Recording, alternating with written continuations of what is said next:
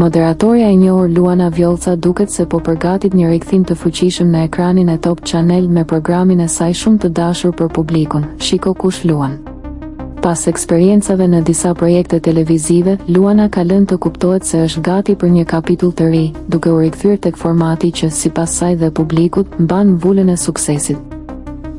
E ftuar në emisionin Goca dhe Gra, moderatorja u pyet pse nuk do të moderojë këtë sezon të Ferma VIP, pas drejtimit të edicionit të kaluar. Ajo u shpreh: "Është e rëndësishme të dish kur ndalon diçka për një hap më të madh, ose diçka tjetër në jetën tënde. Unë kam qejf të rritem gjithmonë." Luana theksoi se emisioni që e ka shënuar më shumë në karrierën e saj është pikërisht Shiko kush luan, duke shtuar se publiku vazhdon ta kërkojë edhe pas shumë vitesh. "Vula ime e suksesit ishte Shiko kush luan. Nuk e them vetëm unë. E thot i gjithë publiku që edhe pas kaq shumë vitesh e kërkojnë", u shpreh ajo, duke pranuar se i ka marrë malli të rikthehet në atë format.